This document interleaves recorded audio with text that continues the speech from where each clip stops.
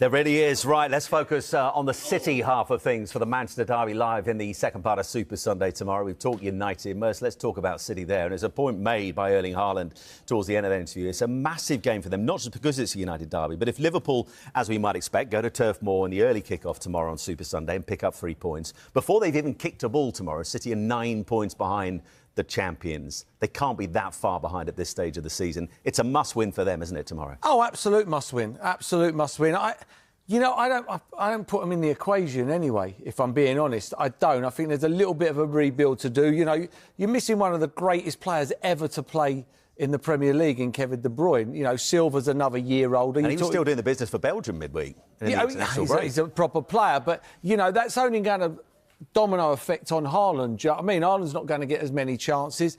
I was disappointed last week. They were comfortable, and then all of a sudden, Brighton bring on a few subs, change it up, and they just steamrolled them. And I think this is a big football match. I think for Pep Guardiola as well. I think, you know, he'll be looking at this if this don't go well tomorrow, thinking, is it work? You know, it's going to be a hard season, in my opinion. I think, you know, I just look at it for everything they've done. We talk about Man City like Man City 4 and 5 years ago. Teams don't go to the Etihad anymore and get their stomachs tickled. Well, that's a really good point, Clinton, isn't it? Because it feels like with this City side, when you look particularly the last couple of games, we may have got a little bit carried away with that 4-0 win against Wolves, because Wolves have been very poor so far this season. But that aura that they had when they were winning everything, they were winning the Premier League time after time after time. Some teams were beaten before they'd even exited the tunnel. That's gone, isn't it, that aura? Yeah, of course it has, because they concede too many goals and they've not strengthened in the defensive areas, and that's their biggest issue. They talk about Rodri, and Rodri come out after the Brighton game and said, I'm not Messi, not a one-man team. You can't just think I'm going to come back and be back to my best straight away. And he's spot on. He is so important to them, but it's going to take him a bit of time to get back up to speed. He's had a big injury, but I've always said it, in the fullback areas, they didn't strengthen. They lost Carl Walker, didn't really bring anyone in.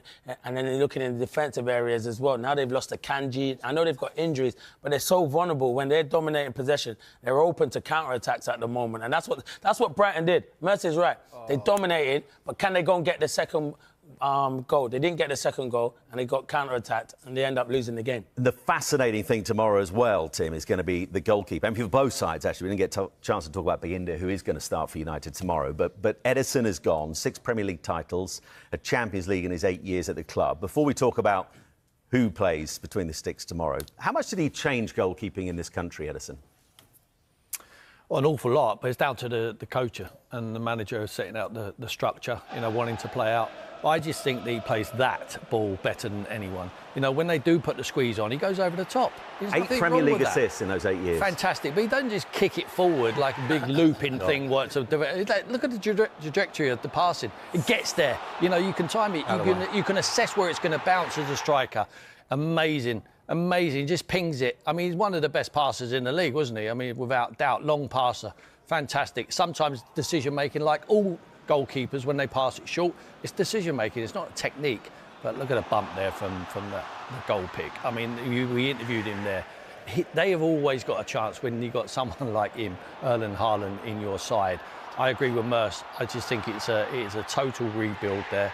I'm not sure Pep's going to be there to see the best of some of them players, but I'm just waiting for it to click. We thought it was the first game of the season, but it was obviously against Wolves. I think it will be a matter of time before they click. I think the worry for a lot of teams, they would go to the Etihad and think, you know what, it's not the City of old here. We can open up, we can have a go, and they will come unstuck.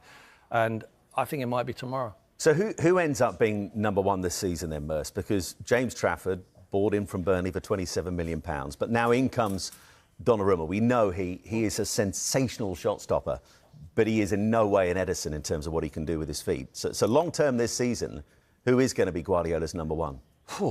That's a million-dollar question, because as you say, they like to play out. They like to bring people on. Donnarumma changes that, doesn't he? Yeah, he hasn't got that in his locker, but he's a great shot stopper. You know, for me, I'm one of them. Stop goals going in. Yeah. Goalkeeper's job, you stop the goals going in, I'll find the people that can pass the ball. If he does, he's got a great outlet in Haaland. 6'4", 6'5", how tall he is. He's a unit. Yeah. Put it up to him, he'll be able to hold it and get runners around. I think teams are just suffocating Man City now. You know, we see it We see it time after time now. They're going after them. And I know what Tim's saying. They will go and beat someone 5 or 6 during the season. But I don't see it on a consistent basis. I've sat on here many and many a time and watched Man City, and teams are happy as Larry to come away losing 3 or 4. 3 or 4. That ain't it anymore. You know what, Si? How do you feel if you're Trafford, though? You've gone into the football club. You think you're going to be number one because you know Edison's probably leaving. So you're probably thinking, I'm going, or I could have stayed at Burnley.